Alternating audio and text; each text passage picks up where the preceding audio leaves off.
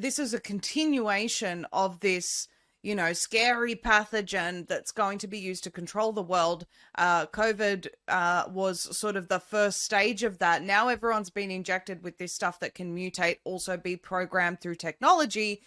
And now we have what the result is, what Bill Gates says, what they're saying is going to happen, a whole bunch of the population dying. Is that what we're saying, Lisa? Well, I can't give a definitive answer for that. I don't know. I mean, I think we're seeing obviously that we've been scammed, right? That we have been tricked into taking these devices, is what, these vaccines. And when you see the increase of numbers of illnesses in children, in elderly, and the onsets of how, these turbo cancers that are just coming in within a couple of months for people that are healthy individuals, athletes, we know, we're all seeing, the despair and the destruction of the COVID vaccines. And I believe prior to that these are all just installation. It's an installation system.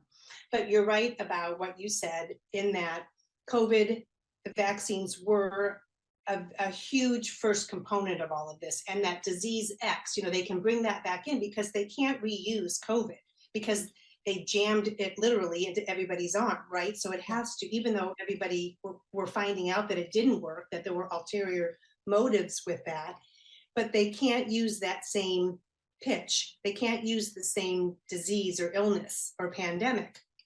So in comes disease X again, this, it's a huge kind of elusive umbrella of, not really sure what it is. It's going to cause illnesses because they've already programmed these illnesses to happen, and they can trigger them, with EMF.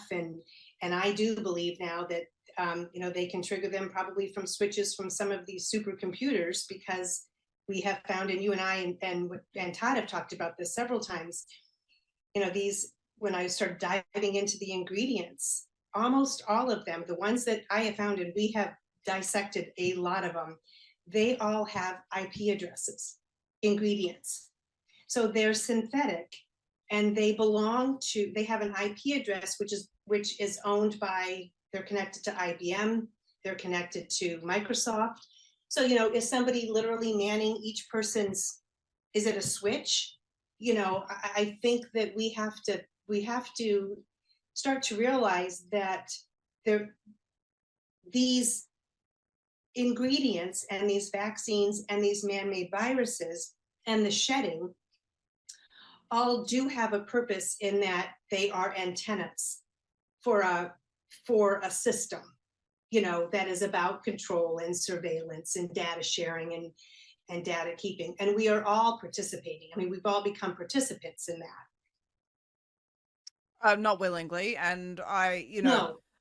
I feel like I need to make this statement, Lisa, because I've, a lot of people are saying, okay, well, now the tech's being found in the uninjected, their blood looks the same as the injected, all of that sort of stuff. I have taken a position of faith, that, Jesus is going to protect those who place their faith in him, did not participate in this with their free will. I did not go and get injected. I don't consent to breathing in toxins in the air. I am very conscientious about the foods that I eat and where I get them from, and therefore,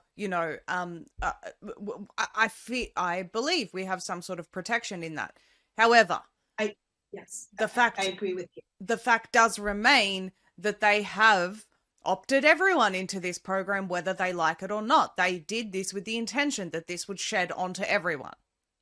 Absolutely. And, I was talking to Todd about this because, these huge, well, let me backtrack. So in this latest report about disease X, I occasionally, for work, and it's not occasional, it's daily, I check out the CDC to see on their websites for updates, or if anything's new been added.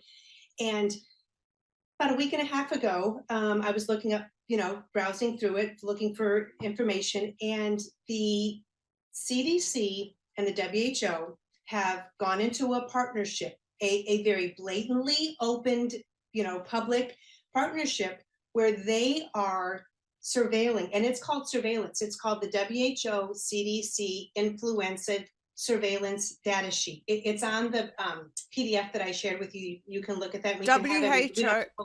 Could you just remind me, repeat that, Lisa? WHO and It's CDC. the WHO and CDC, a partnership together.